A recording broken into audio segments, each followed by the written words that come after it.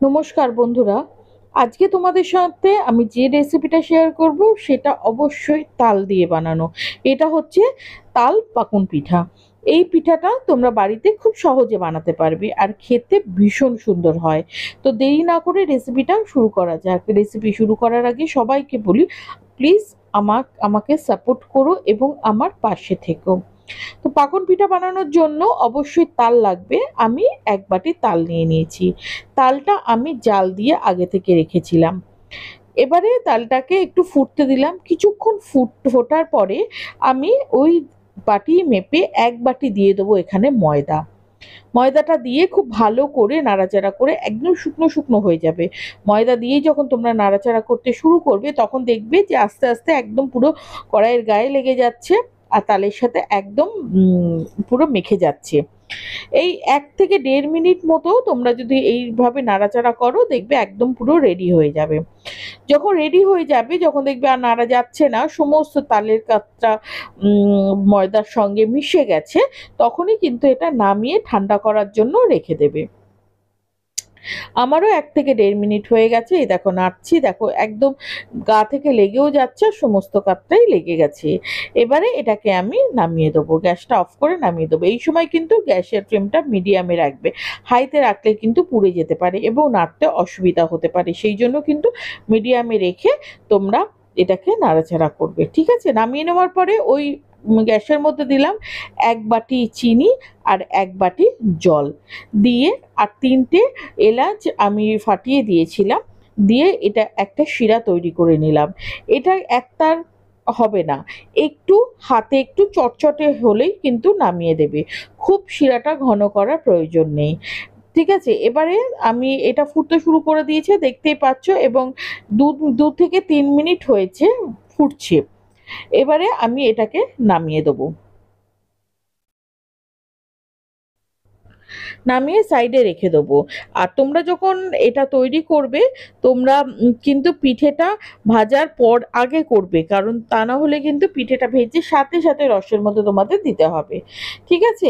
এবারে এই দেখো আমি নামিয়ে রেখেছি এবং এটা ঠান্ডাও হয়ে গেছে। হাতে একটু ঘি মাখিয়ে নিলাম যাতে মাখতে সুবিধা হয়। এবারে এটাকে আটা মাখার মতো করে খুব সুন্দর করে মেখে নিতে হবে। একদম মসৃণ ডো তৈরি করবে তোমরা। খুব ভালো করে মাখবে যাতে ময়দা একটুও দলা না থাকে। এবার আস্তে আস্তে দেখবে যে 1 থেকে 2 মিনিট মাখতে না মাখতেই তোমরা বুঝতে পারবে যে কি শুধু একটা ডোর মানে মসৃণ ভাব এসে গেছে। আর হাতে অবশ্যই কিন্তু ঘি মাখিয়ে নেবে, নাহলে কিন্তু তোমাদের অসুবিধা হবে এটা মাখতে। আর ঘি দেওয়ার জন্য কিন্তু খুব ইজিলি মাখতে পারবে। ঘিয়ের বদলে তোমরা তেলও হাতে দিতে পারো, কোনো অসুবিধা নেই। এবারে আমি মাখতে মাখতে দেখো কি সুন্দর একটা মসৃণ ডো হয়ে গেছে। এবার এটার থেকে আমি ছোট্ট ছোট্ট লেচি করে কাটবো। আচ্ছা, পাকন পিঠের একটা সুবিধা হচ্ছে তোমরা কিন্তু তোমাদের ইচ্ছা মতো ডিজাইন করতে পারো। ডিজাইনে কিন্তু যে আমার মতনই করতে হবে এমন কোনো ব্যাপার না, নিজেদের পছন্দ মতো ডিজাইন দিতে পারো। তোমাদের আমি পরে আরেকটা তোমাদের পাকন পিঠার রেসিপি তোমাদের সাথে শেয়ার করব। সেটাতে আমি অন্য ডিজাইন দেবো, তোমরা সেই ডিজাইনটাও দিতে পারো। সেই ভিডিওটা তোমাদের কালকে আসবে। তো তোমরা প্লিজ সেই ভিডিওটা অবশ্যই দেখো। আমি একটা ইজি ডিজাইন তোমাদের কাছে শেয়ার করছি যাতে প্রত্যেকেই করতে পারো। এরকম টুথপিক দিয়ে উম এই সাইড দিয়ে এরকম একটু উঁচু উঁচু করে দেবে, তাতে দেখতে বেশ সুন্দর লাগে। আর মাঝখানটা একটুখানি গোল করে দেবে। মাঝখানটা কেমন ন্যাড়া ন্যাড়া লাগছে, এবার একটু টুথপিক দিয়েই গোল করে দিলাম। দেখো কি সুন্দর দেখতে লাগছে। আর এটা না তৈরি হওয়ার পরে বেশ সুন্দর দেখতে লাগে, আর দেখতে সুন্দর হলে কিন্তু খেতেও বেশ ইচ্ছা করে আর ভালোও লাগে। ব্যাস এইভাবে এই যে তৈরি করে নিলাম, দেখতেই পাচ্ছ। দেখো কতটা সুন্দর হয়েছে দেখতে। এরকম ভাবেই আমি প্রত্যেকটা তৈরি করে নেব। আর সেই সঙ্গে বলে রাখি, যদি আমার রেসিপি ভালো লাগে প্লিজ চ্যানেলটা সাবস্ক্রাইব করে আমার পাশে থেকো। আমি যেহেতু প্যারালাইজ বিছানায় রান্না করি, বিছানাতেই সবকিছু তোমাদের সাথে ভিডিওটা শেয়ার করছি। তো যদি ভুল ত্রুটি হয় প্লিজ নিজের মনে করে একটু ক্ষমা করে দিও। আর আমার পাশে থেকো। আর আমার ভিডিওটা প্রচুর প্রচুর প্রচুর শেয়ার করো বন্ধু বান্ধব আত্মীয় স্বজনদের মধ্যে। আর ফেসবুক থেকে যারা দেখছো তারা কিন্তু অবশ্যই আমার পেজটিকে ফলো করে রেখো। আর কমেন্ট করে জানিও তোমরা আর কি ধরনের রেসিপি দেখতে চাও, বা আমার রেসিপি তোমাদের ঠিক কেমন লাগছে। তোমরা কমেন্টে করো না, কমেন্টের অপেক্ষায় আমি থাকি। দেখো তোমরা যদি একটু সাহায্য করো তাহলে আমিও একটু ভালো ভালো ভিডিও দেওয়ার আগ্রহটা পাই। তোমাদের একটু কমেন্ট, একটু লাইক পেলে না আমারও ভীষণ আগ্রহ বাড়ে, তখন ভিডিও দিতেও ইচ্ছা করে। আমি বিগত অনেক দিন দিইনি, কারণ আমার শরীরটা খুব খারাপ ছিল, ভিডিওতে করার মতো শরীরের পজিশন ছিল না, সে কারণেই দিতে পারিনি। এই দেখো এইভাবে ঘুরিয়ে ঘুরিয়ে ঘুরিয়ে ঘুরিয়ে আমি দেখো কি সুন্দর দেখতে হয়ে গেছে। এরকম ভাবেই প্রত্যেকটা করে নেবো। আর এক বাটি তাল দিয়ে আর এক বাটি ময়দা দিয়ে তোমাদের পরিবারের সবার হয়ে যাবে এতগুলো তৈরি হয়। এই দেখো কতগুলো তৈরি হয়ে গেছে, দেখতেই পাচ্ছ, আর কি সুন্দর দেখতে হয়েছে না, কি সুন্দর দেখতে লাগছে। এবারে আমি এটাকে তেলে ভেজে নেবো। শুধু তেলে ভাজবো না, আমি তেল গরম করে এখানে দিয়ে দিলাম আমি 1 চামচ ঘি। তাহলে না এই পিঠেটা খুব সুন্দর একটা ঘিয়ের সঙ্গে মিশে না খুব সুন্দর একটা স্মেল বেরোয়।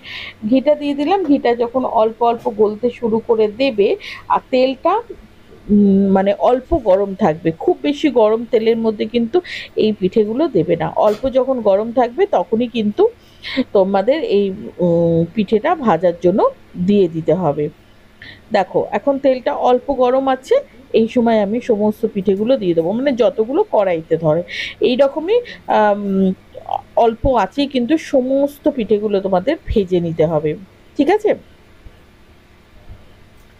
এই দেখো তোমরা যখন মানে পরের ব্যাচটাও ভাজবে তখনও কিন্তু তেলটা তো গরম থাকবে, তখন তেলটা তোমরা অল্প ঠান্ডা করে নেবে, মানে গ্যাসটা কম দিয়ে রেখে দেবে। যখন অল্প অল্প গরম থাকবে তখন কিন্তু আবার এই পিঠেগুলো দেবে। দেখো কতটা সুন্দরভাবে আস্তে আস্তে ওপরের দিকে উঠে যাচ্ছে, এবং দুপিঠ যখন লাল লাল হয়ে যাবে সেই সময় কিন্তু তোমরা নামিয়ে দেবে। খুব বেশি কড়া করে ভাজার কিন্তু প্রয়োজন নেই, অল্প অল্প লাল লাল দুপিঠ অল্প অল্প লাল লাল করেই ভেজে আমরা তুলে নেবো। আর এই ধরনের রেসিপি তোমরা আর কীরকম ভাবে দেখতে চাও, মানে তাহলে তোমরা আর কি কি রেসিপি দেখতে চাও আমাকে কমেন্ট করে জানিও। আমি তোমাদের আরও অনেক ধরনের তালের রেসিপি তোমাদের সাথে শেয়ার করব। এবছর আমি তালের রেসিপি সব থেকে বেশি শেয়ার করব তোমাদের সঙ্গে। আর নিত্য নতুন রেসিপি যেমন আমার বানাতেও ভালো লাগে, আর তোমাদের সঙ্গে শেয়ার করতেও আমার খুব ভালো লাগে। কিন্তু সেই সঙ্গে যদি তোমরা একটু কমেন্ট করো তাহলে আমার উৎসাহটা আরও বেড়ে যায়। এই দেখো আমার লাল লাল হয়ে গেছে, এবারে আমি প্রত্যেক কটা তুলে নেবো। তুলে নিয়ে তোমাদের যেটা কাজ কিন্তু মানে এই পিঠাটা গরম থাকতে থাকতে কিন্তু ওই চিনির যে শিরাটা তৈরি করেছো ওর মধ্যে কিন্তু দিয়ে দেবে, ঠান্ডা হয়ে গেলে কিন্তু দেবে না, গরম অবস্থায় দেবে। দিয়ে 10 থেকে 15 মিনিট রেখে দিলেই ওর মধ্যে কিন্তু রস ঢুকে যাবে। আর তোমরা যদি এটা ঠান্ডা করে দাও তাহলে কিন্তু ওভারনাইট তোমাদের রাখতে হবে এই চিনির শিরার মধ্যে, তা না হলে কিন্তু ভিতরে রস ঢুকবে না, তা না হলে কিন্তু খেতে বাজে লাগবে। এ দেখো আমার সবকটা ভাজা হয়ে গেছে, আমি সব দিয়ে দিলাম, দিয়ে একটু চেপে চেপে হাতা দিয়ে একটু চেপে চেপে দেবো, দিয়ে এবার এটা রেখে দেবো। মানে খুব বড় যে তোমরা আধা ঘন্টা রাখতে পারো, আধা ঘন্টা রেখে তোমরা এটা সার্ভ করতে পারো। আমার হয়ে গেছে, আধা ঘন্টা রাখা হয়ে গেছে, এবারে আমি এটাকে সার্ভ করে দেবো। দেখো দেখতেই তোমরা বুঝতে পারছো যে কতটা রস ঢুকেছে আর কতটা রসালো হয়েছে। আর তুমি যদি একবার বানাও তাল থাকতে থাকতে তোমাদের আবার বানাতে হবে এই পাকন পিঠাটা। এই পাকন পিঠাটা এত সুন্দর হয় খেতে যে না খেলে তোমরা সত্যি খুব বড় মিস করবে। তো আজকের মতো ভিডিওটা এই পর্যন্ত। এই দেখো আমি তোমাদের কেটে দেখিয়ে দিচ্ছি, দেখো কতটা নরম হয়েছে, আর ভীষণ ভীষণ ভীষণ সুন্দর এটা টেস্ট হয়। আজকের মতো টাটা, দেখা হচ্ছে নেক্সট ভিডিওতে। ভালো থাকবে, সুস্থ থাকবে।